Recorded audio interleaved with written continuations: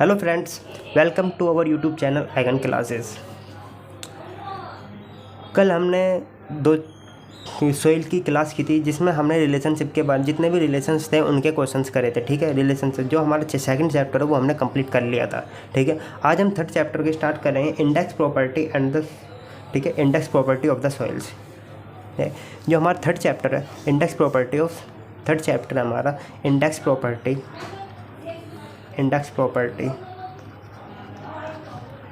Of soil.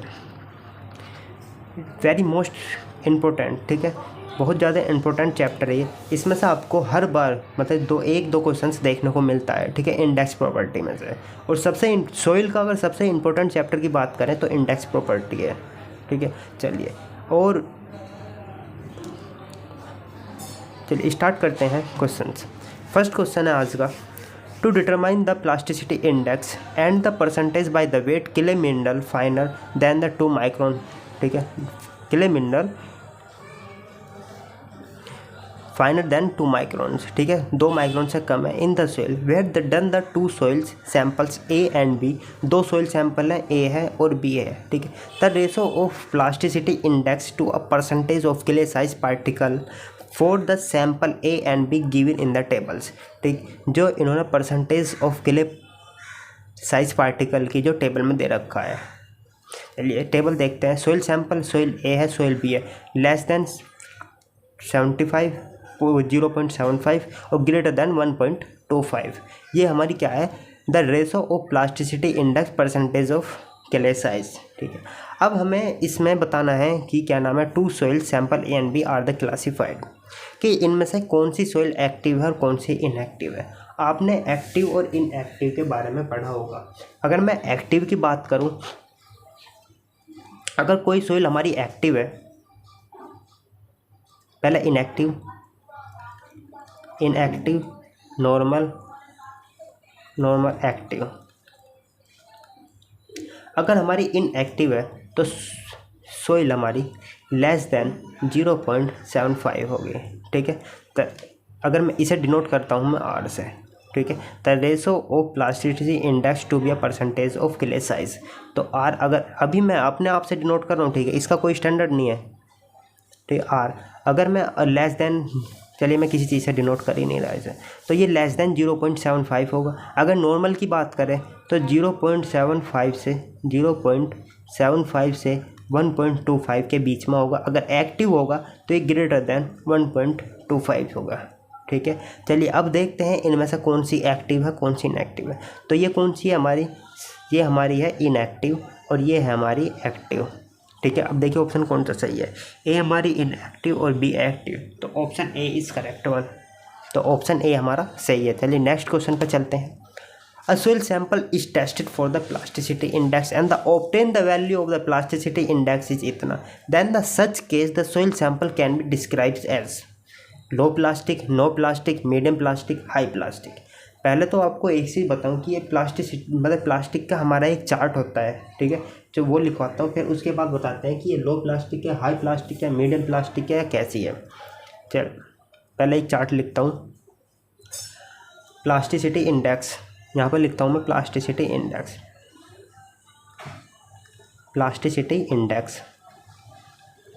और यहाँ पर लिखता हूँ मैं कंसिस्टेंसी।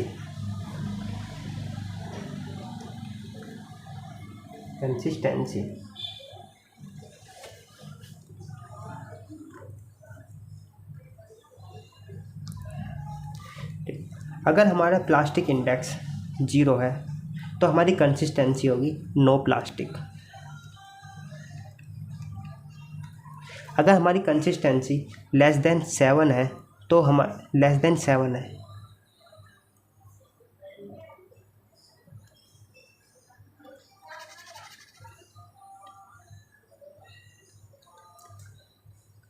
Less than 7। ठीक, तो ये होगी हमारी लो प्लास्टिक। अगर ये हमारे 7 से 17 है, 7 से 17, तो ये होगी हमारी medium plastic, MEDIUM, medium plastic. अगर हमारा ग्रेटर देन 17 है,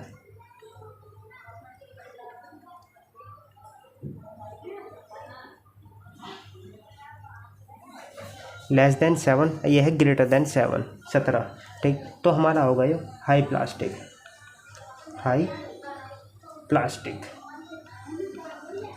ये आपको याद कैसे करना है, 17 पे खतरा, तो हमारी जो प्लास्टिसिटी इंडेक्स 17 पे खतरा हो जाता है, ठीक है। इसमें तो प्लास्टिसिटी इंडेक्स में 17 में देखना है कि 17 से ज़्यादा हाई प्लास्टिक, 7 से 17 मीडियम प्लास्टिक, और लेस 17 से कम लो प्लास्टिक, और 0 हमारा नो प्लास्टिक, ठीक है। चलिए अब देखते हैं जो हमारी प्लास्टिसिटी इंडेक्स है, इसे देखिए। प्लास्टिसिटी इंडेक्स इस क्वेश्चन में कितनी दे रखी है, 21।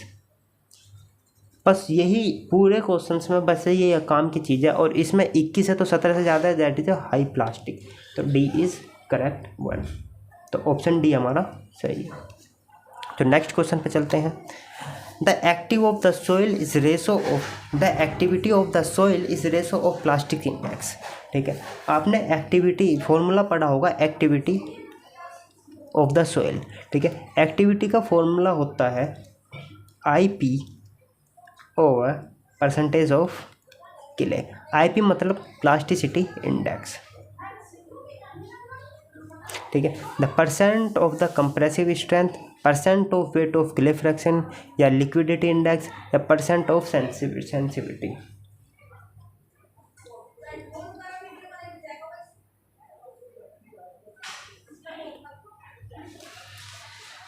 अब आपको ये फॉर्मूला दिखा दिया मैंने आपको, ठीक है। इसका फॉर्मूला क्या होता है, अब इसने इसके the ratio of the plasticity index to the percent of clay fractions, मतलब कि इसने कहा है एक्टिविटी, आधी तो डेफिनेशन दे रखी है, the ratio of the plasticity index, ठीक है। The activity of the soil is the ratio, मतलब इसने डेफिनेशंस कंप्लीट कराने के लिए कह रहा है, ठीक है। The activity of the soil is ratio of the plastic index और to the percentage of the weight of clay fractions, ठीक है। Percentage weight of the clay fractions, तो बी हमारा सही है, ठीक है। नेक्स्ट क्वेश्चन पर चलते हैं। तो इसकी डेफिनेशन क्या बनेगी, इसकी डेफिनेशन है ये जो रेड लाइन में है, एक्टिविटी की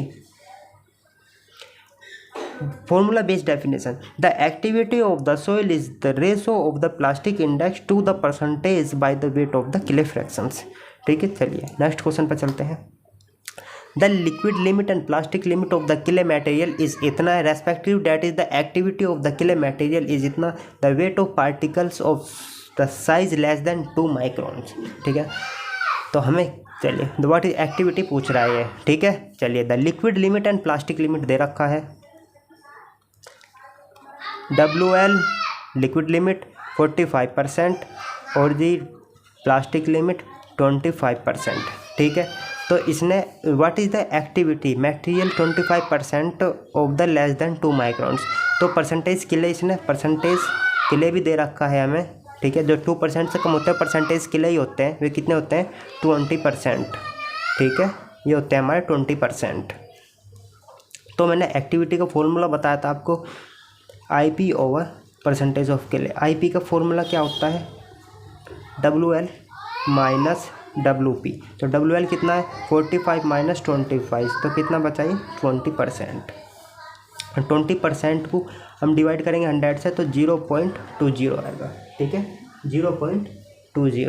और ये भी परसेंट में दे रखा है, लेकिन हमें इसे परसेंट से करने की ज़रूरत नहीं है। जब ऊपर नीचे दोनों परसेंट हो जाएंगे तो 20%, ये 20% ओवर 20%, तो परसेंट से परसेंट कैंसिल आउट, 20 से 20, तो कितना बचेगा 1। तो हमारी एक्टिविटी कितना आ गया 1, तो ऑप्शन डी इज़ करेक्ट, ठीक है। ऑप्शन डी हमारा सही है। चलिए नेक्स्ट क्वेश्चन पर चलते हैं। Water content of the soil sample can be determine by, water content of the soil can be determine by. अगर हमें वाटर कंटेंट, पहले हमें वाटर कंटेंट अगर हमें निकालना है तो इनमें से कौन सा मेथड ऐसा है जिससे हम वाटर कंटेंट निकालते हैं। चलिए पहले वाटर कंटेंट के मैं आपको सारे मेथड बता देता हूँ कि कौन कौन से वाटर कंटेंट के मेथड हैं। फर्स्ट पहला मेथड है हमारा oven dry method, oven dry method, oven dry method, oven drawing method. और सेकंड है हमारा torsion balance, torsion balance method,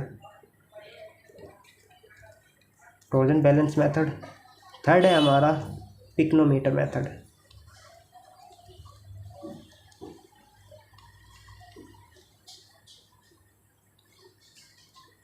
pycnometer method. Fourth है हमारा sand bath method, sand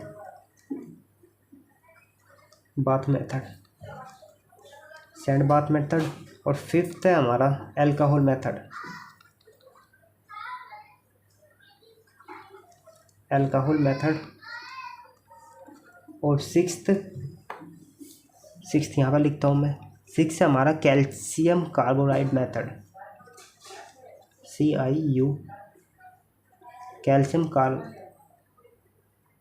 carbide, CARBIDE, carbide method. और seventh है हमारा रेडिएशन मेथड, रेडिएशन मेथड। ये हमारे 7 मेथड होते हैं जिनसे हम डिटरमाइन करते हैं वाटर कंटेंट डिटरमाइन करते हैं, ठीक है। ये हमारे 7 मेथड है। तो अब देखिए इनमें से कौन सा है। अल्कोहल मेथड है, जार टेस्ट मेथड है, श्रिंकेज लिमिट मेथड है, सैंड रिप्लेसमेंट मेथड है। मैंने सैंड बाथ मेथड बताया ना कि सैंड रिप्लेसमेंट मेथड, ठीक है। तो हमारा जो सी ऑप्शन है वो हमारा सही है, ठीक है। तो हमारा सी ऑप्शन इसमें सही है। चलिए नेक्स्ट क्वेश्चन पर चलते हैं। Identify the method is not use to determine the in situ weight of natural soil deposit, ठीक है। तो इनमें से बताइए कि कौन सा मेथड ऐसा है जिसमें हम wait of the natural soil deposit, ठीक है, कौन सा है। सैंड बाथ मेथड, ठीक है। यही मैंने आपको अभी लिखवाया था। इससे क्या करते हैं, वाटर कंटेंट निकालते हैं। तो सैंड बाथ मेथड, तो ऑप्शन नंबर ए, इससे क्या करते हैं हम सैंड, इससे क्या निकालते हैं वाटर कंटेंट, ठीक है। चलिए नेक्स्ट क्वेश्चन में चलते हैं। What is the capacity of the density bottle using the generally determine as the specific gravity fine grain soil in the laboratory as per IS 2720। हमें ये याद रखना है, जो हमारी जो क्या स्पेसिफिक ग्रेविटी होती है fine grain soil laboratory method, ठीक है, जो डेंसिटी होती है बोतल की, ठीक है, वो डेंसिटी जो होती है बोतल की, ठीक, ये होती है 50 ml। तो C is correct one. Next question पे चलते हैं। The limit of the water content at which soil tends to a passing from the semi solid state to a solid state is called, चलिए is called आप बताओगे, मैं आपको completely, अरे